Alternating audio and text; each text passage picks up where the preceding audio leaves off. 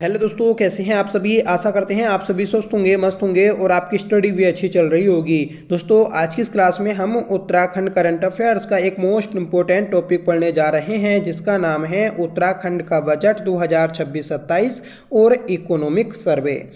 दोस्तों, ये एक ऐसा टॉपिक है जिससे पेपर में प्रश्न पूछे ही जाते हैं। इस साल का जो बजट पेश हुआ तो इससे संबंधित आपके वीडियो बीपीडीओ पटवारी लेखपाल के लिए एग्जाम में प्रश्न पूछे जाने हैं। तो हम बजट 2026-27 को एमसीक्यू के रूप में पढ़ेंगे, जहां पर आपको बजट से संबंधित सभी एमसीक्यू मिल जाएंगे। तो जिन लोगों ने अभी तक बजट को एमसीक्यू के रूप में नहीं पढ़ा है तो वह हमारी इस वीडियो से पढ़ सकते हैं। इस वीडियो से दोस्तों आपको कम से कम 2 से 3 मार्क्स का बेनिफिट जरूर मिलेगा। ठीक है, तो प्लीज़ इस वीडियो को लास्ट तक जरूर देखें और कमेंट करके बताएं कि आपको यह क्लास कैसी लगी। आई होप ये क्लास आपको जरूर पसंद आएगी। तो चलिए शुरू कर लेते हैं आज की अपनी इस क्लास को, जिसका पहला क्वेश्चन है, बताना है कि वित्तीय वर्ष 2026-27 के लिए उत्तराखंड के बजट का कुल आकार कितना है। देखिए, 2026-27 में जो आपका बजट पेश किया गया तो ये 1,11,703.21 करोड़ रुपए का पेश किया गया। सही आंसर बन जाएगा ऑप्शन सी। ठीक है, 2026-27 के लिए कुल व्यय जो बजट का आकार होता है 1,11,703.21 करोड़ रुपए का है। इस कुल आकार में राजस्व व्यय जो होगा तो ये आपका 64,989.44 करोड़ रुपए और पूंजीगत व्यय जो होगा तो ये दोस्तों 46,713.77 करोड़ रुपए का रहेगा। आपसे अगर पूछा जाएगा कि बजट 2026-27 में कुल व्यय कितना होगा तो दोस्तों जितना आपका बजट होता है उतना ही कुल व्यय होता है। ठीक है, अगला प्रश्न है, बताना है आपको कि पिछले वर्ष की तुलना में उत्तराखंड के कुल बजट में कितने प्रतिशत की वृद्धि दर्ज की गई है।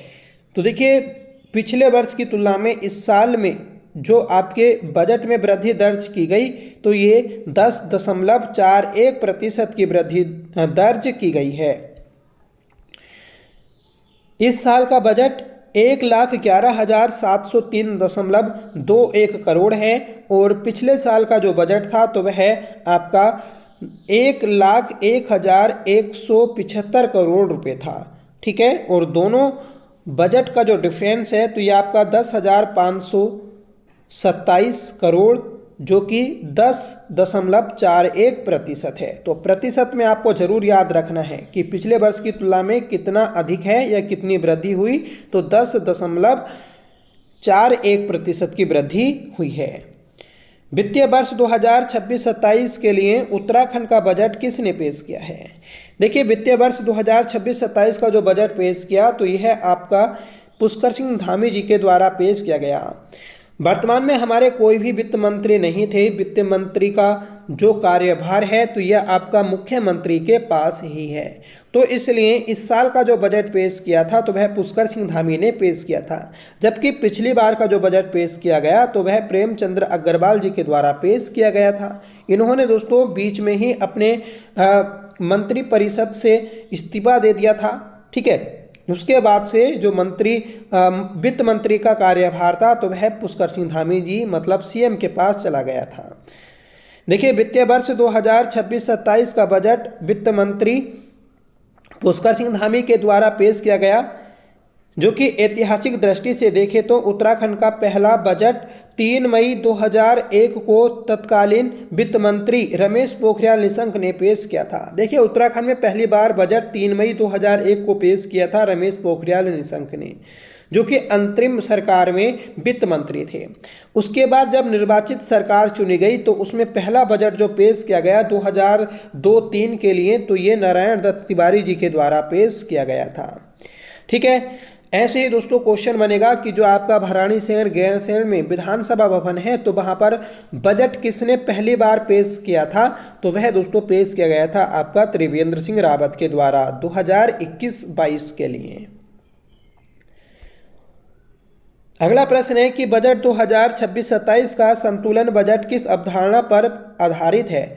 तो बजट 2026-27 का जो बजट है तो ये आपका संतुलन और विज्ञान पर आधारित है। सही आंसर बन जाएगा ऑप्शन सी। नेक्स्ट क्वेश्चन है कि उत्तराखंड बजट 2026-27 में अपनाए गए ज्ञान मॉडल में इन अक्षरों का सही अर्थ क्या है। तो देखिए ज्ञान मॉडल में ज्ञान का अर्थ क्या है, तो G4 होता है गरीब, Y फॉर युवा, A फॉर अन्नदाता और N फॉर नारी। तो गरीब, युवा, अन्नदाता और दोस्तों नारी। ठीक है, इसका ये सही आंसर बन जाएगा। नेक्स्ट क्वेश्चन है कि बजट के मुख्य बिंदु संतुलन में टी का क्या अर्थ है। देखिए संतुलन में टी का अर्थ पूछा है तो टी का अर्थ होता है तीव्र विकास। सही आंसर बन जाएगा ऑप्शन ए।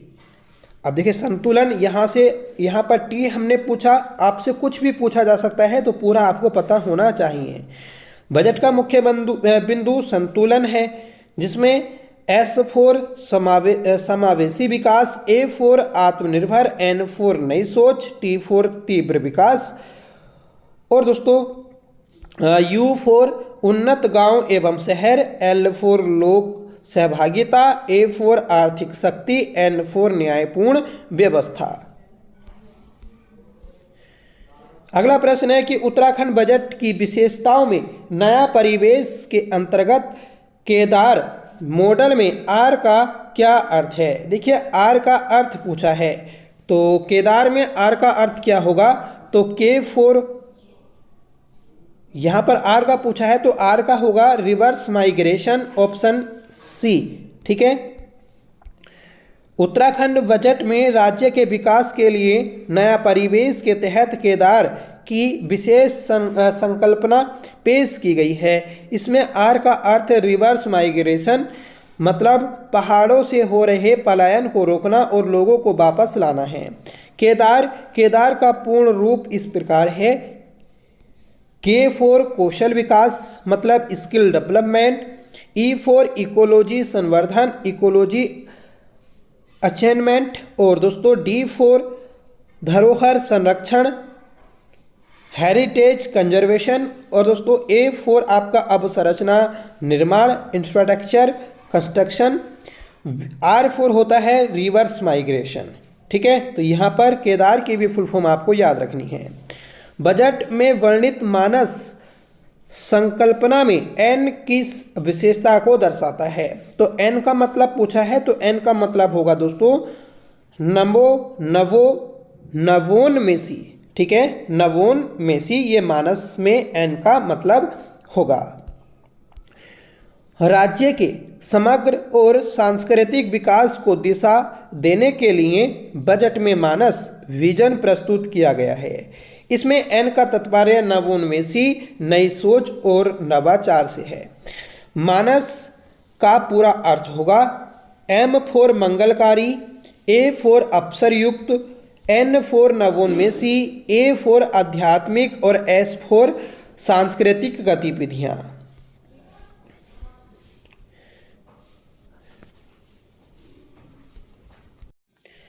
उत्तराखंड के वर्तमान बजट में न्यूनतम योगदान किस क्षेत्र का रहा है। तो न्यूनतम योगदान की बात की है तो ये दोस्तों कृषि का रहा है। देखिए पहले क्या था, पहले कृषि का ज़्यादा रहता था, फिर उसके बाद में धीरे धीरे कृषि का भी क्रेज कम होता गया और फिर बाद में दोस्तों जैसे आपका विनिर्माण हुआ, ठीक है, सर्विस सेक्टर हुआ, तो इसमें ज़्यादा अब क्या है आपका इकोनॉमी में योगदान होता है। ठीक है, तो यहाँ पर ऑप्शन ए आपका सही आंसर हो जाएगा।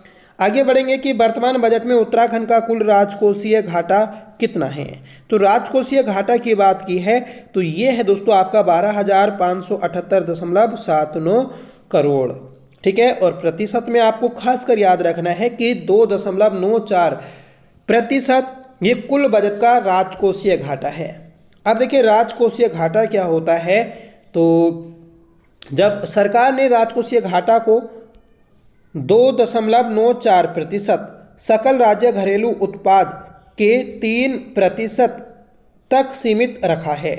मतलब जो हमारा GSDP होता है तो GSDP का 3% से कम होना चाहिए राजकोषीय घाटा, तो आपका बजट सही माना जाएगा। ठीक है, तो यहाँ पर हमारा लगभग 3 के आसपास ही है। ठीक है, तो 3 से ज़्यादा नहीं है, तो इसको हम थोड़ा सही मान सकते हैं। इस बजट में 22,536.33 करोड़ का राजस्व अधिशेष रेवेन्यू सरप्लस दिखाया गया है, जो राज्य के अच्छे वित्तीय प्रबंधन का संकेत है। FRVM एक्ट जो कि 2003 में आया था, राजकोषीय उत्तरदायित्व और बजट प्रबंधन अधिनियम के तहत राज्यों को अपना राजकोषीय घाटा 3% के भीतर रखना होता है। FRVM अधिनियम के तहत लोक ऋण पब्लिक डेब्ट को GSDP के कितने प्रतिशत की सीमा के अंतर्गत सुरक्षित माना जाता है? देखिए, हमने पीछे देखा कि जो आपका राजकोषीय घाटा है तो वह 3% के अंदर ही होना चाहिए, और यहाँ पर है पब्लिक डेब्ट, तो पब्लिक डेब्ट जो है तो ये आपका 32.5% के अंदर ही होना चाहिए। तो सही आंसर है ऑप्शन सी।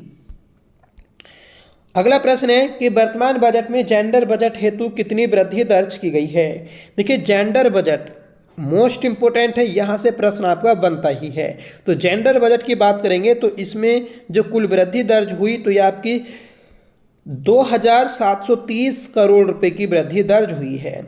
इस साल का बजट 19,692.02 करोड़ रुपए का है। पिछले साल जो हमारा बजट में जेंडर बजट था तो ये 16,961.32 करोड़ रुपए का था। देखिए, जेंडर बजट की बात आई है तो उत्तराखंड में जेंडर बजट की अवधारणा कब शामिल की गई थी? तो 2007-08 के बजट में शामिल की गई थी। ठीक है, 2007-08 के बजट में शामिल की गई थी, जबकि पहली बार जेंडर बजट जो पेश किया था किसी राज्य ने तो वह उड़ीसा था। उड़ीसा ने 2004-05 के बजट में इसको शामिल किया था। ठीक है, और फिर बाद में केंद्र सरकार ने इसको 2005-06 में अपनाया था। इसमें महिलाओं के लिए, बच्चों के लिए, बालिकाओं के लिए, ठीक है, खेल के लिए और युवा सशक्तिकरण, नारी सशक्तिकरण, इन सभी के लिए प्रावधान होते हैं। बजट 2026-27 के अनुसार राज्य की GSDP कितनी है? तो GSDP की बात की है तो ये है दोस्तों आपकी 3,81,889 करोड़ रुपए। सही आंसर बन जाएगा ऑप्शन बी। नेक्स्ट क्वेश्चन है कि उत्तराखंड की प्रति व्यक्ति आय में वर्ष 2026-27 के बजट में पिछले वर्ष के सापेक्ष कितनी वृद्धि दर्ज हुई है? तो पिछले वर्ष के सापेक्ष में जो आपकी वृद्धि दर्ज हुई तो ये बतानी है। तो ये है दोस्तों ऑप्शन ए 11.33%। उत्तराखंड के वर्तमान में जो आपकी अनुमानित प्रति व्यक्ति आय है तो ये 2,73,921 या फिर इसको 2,74,000 भी हम मान सकते हैं। ठीक है, ये जो प्रति व्यक्ति आय है इसमें उत्तराखंड का पहला जिला कौन सा है प्रति व्यक्ति आय के मामले में? तो ये है हरिद्वार। हरिद्वार में सबसे ज़्यादा प्रति व्यक्ति आय है, फिर उसके बाद में उधमसिंह नगर, फिर दोस्तों आता है देहरादून। और अगर पूछ लिया जाए कि पर्वतीय राज्यों में सर्वाधिक प्रति व्यक्ति आय वाला जिला कौन सा है तो चमोली होगा। और सबसे कम प्रति व्यक्ति आय किसकी है? तो रुद्रप्रयाग की है। वर्तमान आर्थिक समीक्षा के अनुसार उत्तराखंड के आर्थिक विकास दर कितनी अनुमानित की गई? तो आर्थिक विकास दर की बात करेंगे तो 7.23% अनुमानित की गई है। राइट आंसर बन जाएगा ऑप्शन ए। नेक्स्ट क्वेश्चन है कि वर्तमान बजट के अनुसार उत्तराखंड की अर्थव्यवस्था में सर्वाधिक योगदान किस क्षेत्र का है? तो सर्वाधिक योगदान की हम बात करेंगे तो ये है दोस्तों आपका तृतीयक क्षेत्र का। और तृतीयक क्षेत्र का योगदान है कितना? तो 50.46% है। ठीक है, प्राथमिक क्षेत्र का 9.59%, द्वितीयक क्षेत्र का 39.95% और दोस्तों तृतीयक क्षेत्र का 50.46%। तो इसमें ऑप्शन सी करेक्ट आंसर बन जाएगा। ठीक है, सर्वाधिक 50.46% का योगदान तृतीयक क्षेत्र का है। इसके बाद द्वितीयक क्षेत्र का हमने देखा और तृतीयक क्षेत्र का भी हमने देख लिया है, तो याद रखिएगा। ठीक है, तृतीयक क्षेत्र में आपके सर्विस सेक्टर जैसे परिवहन, स्वास्थ्य, चिकित्सा, परामर्श, ठीक है, तो ये सभी जो चीज़ें आती हैं इसी के अंतर्गत आती हैं, जैसे रेस्टोरेंट। आगे बढ़ेंगे कि वर्तमान में उत्तराखंड के वर्तमान बजट में राज्य की सर्वाधिक आय में किसका हिस्सा है? तो सर्वाधिक आय में जो हिस्सा है तो ये आपका दोस्तों स्वयं के कर राजस्व का है। सही आंसर हो जाएगा ऑप्शन बी। राज्य के खजाने में रुपया आने का जो क्रम है तो ये सबसे ज़्यादा दोस्तों स्वयं के कर राजस्व से आता है 28.85%। फिर उसके बाद दोस्तों दूसरा स्थान है लोक ऋण का, मतलब पब्लिक डेप्ट। पब्लिक डेप्ट का है दोस्तों 24.04%। ठीक है, और हमने पीछे देखा था कि FRBM एक्ट के तहत जो आपका पब्लिक डेप्ट है तो ये 32.5 से कम होना चाहिए, और यहाँ पर दोस्तों कितना है तो 24.04% है, तो इसका मतलब कम है, तो अच्छा इसको हम बजट कहेंगे। तीसरे स्थान पर केंद्र सरकार के सहायता अनुदान 20.59% है, और चौथे स्थान पर केंद्रीय करों में राजंश ये कितना है तो ये है दोस्तों 19.39%। आगे बढ़ जाएंगे कि राज्य का सर्वाधिक व्यय, मतलब रुपया जाता है तो कहाँ पर जाता है सबसे ज़्यादा, तो ये वेतन भत्ते मजदूरी आदि अधिष्ठानों पर जाता है। ठीक है, राज्य सरकार का सबसे बड़ा जो खर्च होता है तो वह कर्मचारियों पर होता है। कर्मचारियों को जो हम सैलरी वगैरह देते हैं, ठीक है, पेंशन, ठीक है, या उन पर जो भी आपके वेतन भत्ते दिए जाते हैं तो इस पर जो खर्च होता है तो वही आपका सबसे ज़्यादा है, और प्रतिशत आपको खासकर याद रखना है 25.45%। ठीक है, नेक्स्ट क्वेश्चन है कि बालिका शिक्षा को बढ़ावा देने वाली नंदा गौरा योजना के लिए 2026-27 के बजट में 220 करोड़ रुपए का प्रावधान है। इस योजना के तहत बालिकाओं को कुल कितनी वित्तीय सहायता मिलती है, तो बालिकाओं को दोस्तों कुल 62,000 की वित्तीय सहायता मिलती है, याद रखें। तो नंदा गौरा योजना के लिए कितने का प्रावधान किया गया है इस बजट में, तो 220 करोड़ रुपए का प्रावधान किया गया है। वर्तमान बजट के अनुसार निर्भया फंड हेतु कितनी राशि का प्रावधान है, तो निर्भया फंड के लिए दोस्तों 111.02 करोड़ रुपए का प्रावधान किया गया है। पर्वतीय क्षेत्रों में सेब उत्पादन को बढ़ावा देने के लिए शुरू किए गए मिशन एप्पल के लिए 2026-27 के बजट में कितनी धनराशि आवंटित की गई। देखिए, मिशन एप्पल के लिए जो आपकी धनराशि आवंटित की गई है तो ये की गई है आपकी ऑप्शन सी 42 करोड़ रुपए। सही आंसर बन जाएगा ऑप्शन सी। आगे बढ़ जाएंगे कि उत्तराखंड के ग्रामीण और सीमांत क्षेत्रों में पलायन की रोकथाम माइग्रेशन के लिए बजट में कितना विशेष प्रावधान किया गया है। तो देखिए, पलायन की रोकथाम के लिए जो आपका विशेष प्रावधान किया गया तो ये किया गया है आपका ऑप्शन ए 10 करोड़ रुपए का।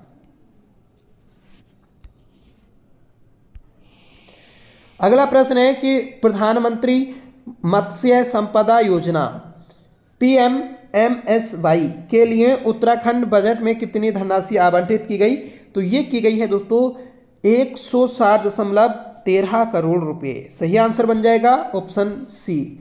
राज्य में नीली क्रांति को बढ़ावा देने के लिए 160.13 करोड़ रुपए का बजट रखा गया है।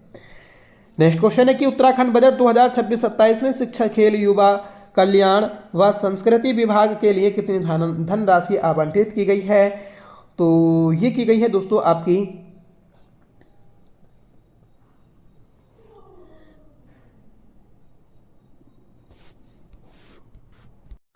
ऑप्शन बी 12,660.6 करोड़ रुपए।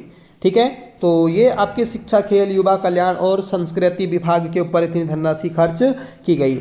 उत्तराखंड सरकार के द्वारा हाल ही में आगामी वित्तीय वर्ष 2026-27 के लिए विभागवार बजट आवंटन के आंकड़े जारी किए गए। इस बजट में सबसे बड़ा जो आवंटन है तो ये वित्त, कर, नियोजन और सचिवालय सेवाओं, finance, tax, planning and secretariat services के लिए 56,906.05 करोड़ रुपए खर्च किए गए हैं। ठीक है, राज्य में मानव संसाधन विकास को गति देने के लिए शिक्षा, खेल, युवा कल्याण व संस्कृति विभाग को दूसरा सर्वाधिक बजट 12,660.6 करोड़ रुपए आवंटित किए गए। आगे बढ़ जाएंगे कि राज्य में आर्थिक रूप से कमजोर वर्ग के लिए खाद्य सुरक्षा सुनिश्चित करने वाली अन्नपूर्ति योजना के लिए 2026-27 में कितना बजट है? तो अन्न पूर्ति योजना के लिए जो आपका प्रावधान है तो ये है दोस्तों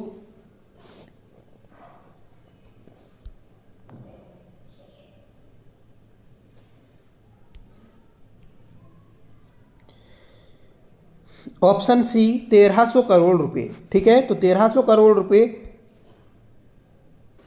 जो है आपका ये अन्न पूर्ति के लिए है। ठीक है, यहाँ पर देखिए ये जो है ये आपका रुपए का साइन होगा ना, मतलब 1300 करोड़ रुपए का प्रावधान किया गया है। जो ज्ञान मॉडल में ए का मतलब होता है अन्नदाता के लिए। अगला प्रश्न है कि युवाओं में उद्यमशीलता विकसित करने के लिए संचालित मुख्यमंत्री स्वरोजगार योजना को 2026-27 में कितना बजट दिया गया है? तो ये बजट दिया गया है दोस्तों आपका 60 करोड़ रुपए। सही आंसर बन जाएगा ऑप्शन सी। यहाँ पर ऑप्शन सी सही होगा, है ना। और इस साल का जो जेंडर बजट है याद रखिएगा आपकी 19,692.02 करोड़ रुपए है। और पिछले साल 16,961.32 करोड़ रुपए था। नेक्स्ट क्वेश्चन है कि सेक्टरवार बजट आवंटन में सबसे बड़ा हिस्सा किस क्षेत्र को प्राप्त हुआ है?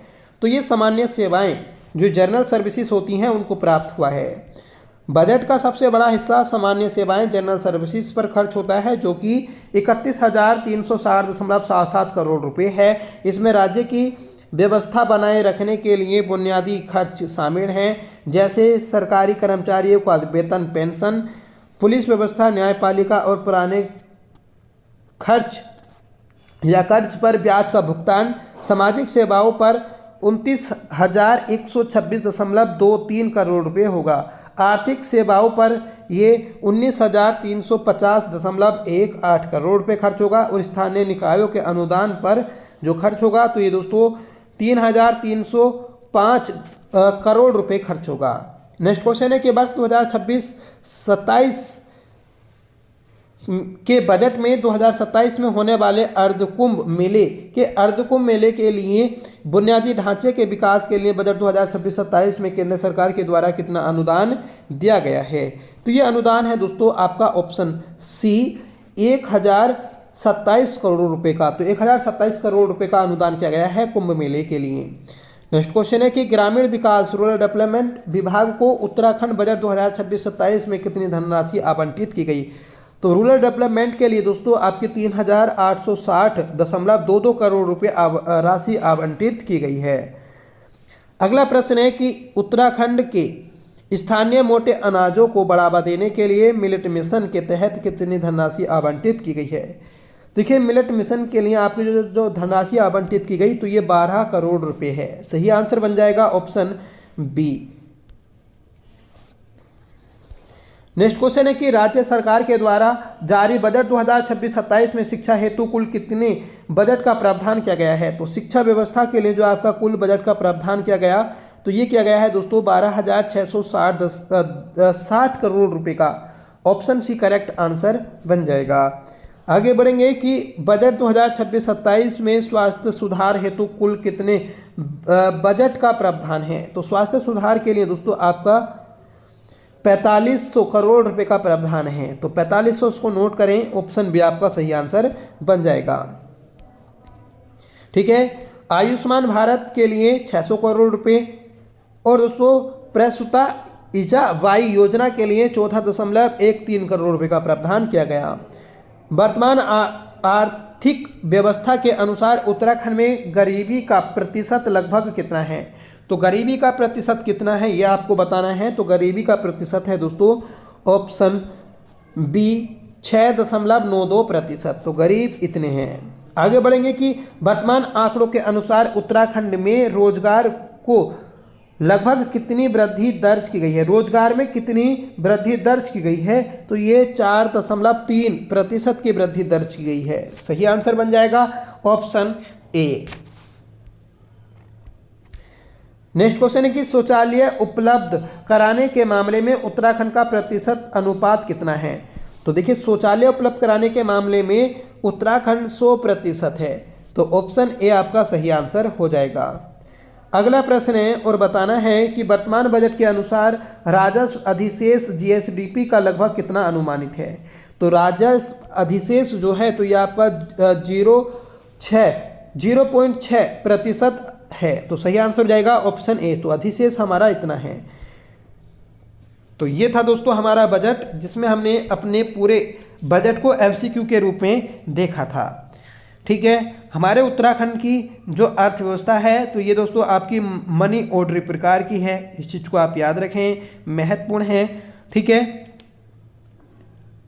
देखिए 2022 से 2023 से 2025-26 तक राज्य की अर्थव्यवस्था में जो महत्वपूर्ण योगदान है तो सबसे पहले आपका विनिर्माण, फिर उसके बाद व्यापार, फिर दोस्तों आपकी मरम्मत, फिर उसके बाद में होटल। तो विनिर्माण का सबसे ज़्यादा दोस्तों आपका योगदान होता है।